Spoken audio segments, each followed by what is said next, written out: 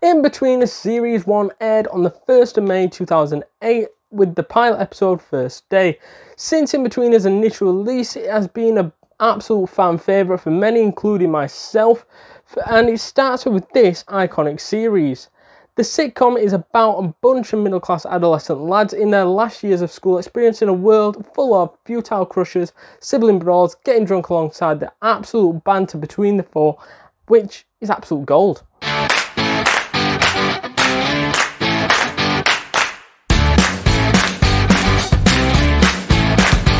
So what I liked about this first series then is how relatable and how connected you feel towards the actual characters in the show.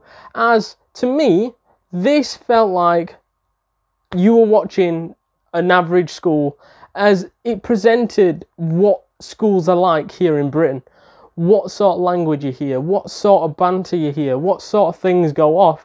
And if we just go through some of the characters now, like Jay, who is seen as quite a bullshitter, he'll say they shagged about, I don't know, 5 women, doing this, doing that, doing this. And it was great to see that in this show, as it replicated somebody that you probably know at school. As in my opinion, there were several in my year which would do this, like do a bit of Billy bullshitting, and say they've done this, or they've seen this, or whatever, even though you definitely know they haven't. But it was nice to see that they've resembled to the people, and actually that togetherness with the British culture was brilliant to see. Also, Simon Bird, Will's character, is a geeky nerd who is kind of a snobby prick at the same time, and again, quite relatable. These characters all the way through the show, and all these people throughout the show, not just the main 4, are all quite relatable in a sense. And Will is no different, as he is played, like I said, this geeky nerd, and I'm pretty sure I could see a few in my year, definitely in my last years at school. And, you know, and it's that relatability that I like. Also the likes of Simon, who is seen as the coolest in the group. However, he does some daft shit also, and he does some, like, fucking makes the stupidest decisions and embarrasses himself quite a lot. And again, you could probably pick somebody out in your year group and go, he's the Simon of my year. And again, same with Neil, he's thought as the thick one, the stupid one. And again, you could probably find someone in your year that fits that category, or at least one person in that school that fits that category. And that's what I love about the series. It's so relatable to the British culture and to the British people of how schools actually are. I also like about this series is that it's actually in one of the biggest series ever made, as this sitcom is still talked about to this day, as it's part of the British culture, as it truly represents, like we mentioned a few minutes ago, the schools within the UK and within Britain especially, as it just resembles everything that happens within a school. It's the most truthful show, and it ticks all the boxes for a sitcom for me. Is it funny? Yes. Has it got a good story and a good flow to it? Yes. And is it, like, relatable? Because you watching from home, you've got to think, I'm leaving my own life to watch something which is got to be relatable to some retrospect. And for most older people now watching the show, they'll think, oh, that was like me at school, or that was like such and such that I knew. I grew up watching this while I was at school, and he was like, yeah, I know that guy, and I know that guy, and I know that guy, as they all resemble these actual characters in the show. Furthermore, Series 1 of Inbetweeners as a whole was fucking solid, as this presented 4 of the, not the funniest episodes I've ever seen on a sitcom, as you had First Day, which was the pilot episode, Bunk Off, Thought Park, and Will Gets a Girlfriend, in which are all seen as sort of, or they're Inbetweeners episodes, they're the main ones in my opinion, from this series where you go, fucking hell, they were amazing. As to me, these 4 key episodes in the series optimise what the show and the entire show is all about, not just the first series.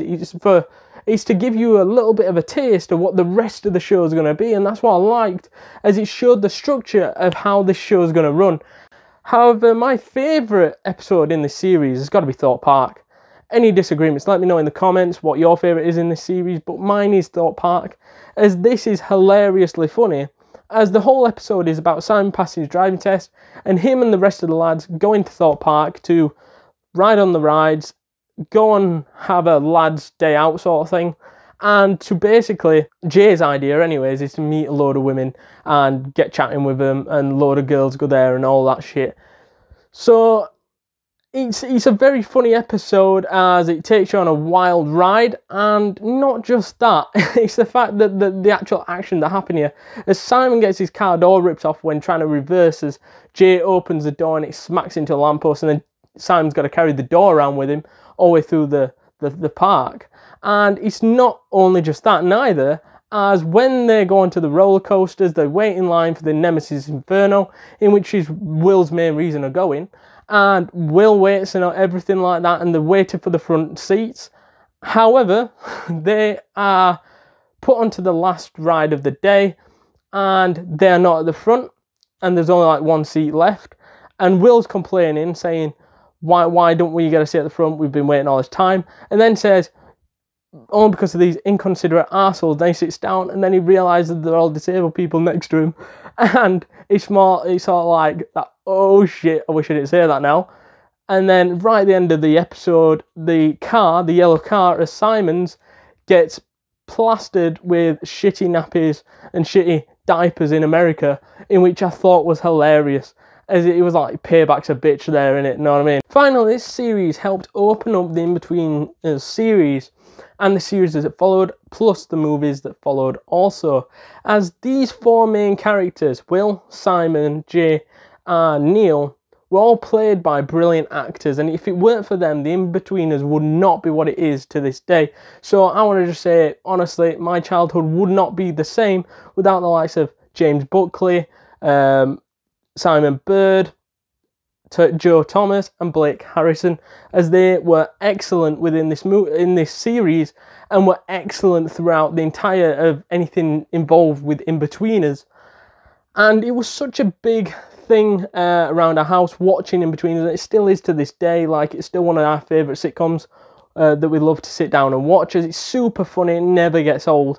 And like I said, it's so relatable, and it's because of these four people that have been around probably at school and gone, nah, I know how to play this character, because we've all seen these characters, and it was so amazing to actually see on screen all this happening in front of our eyes, and these four people pulling it off fantastically. To summarise Series 1 of the Inbetweeners then, this goes down as one of the best first series of any sitcom in my opinion, and this series itself etches itself in sitcom history. Hence why I've rated this legendary series and a 9.4 out of 10. Let me know down in the comments below whether you agree or disagree with anything I have said in this video. Also, hit that like button, hit that subscribe button, hit that notification bell to be alerted to all the new content this channel creates. And I'll see you guys in the next one. Laters.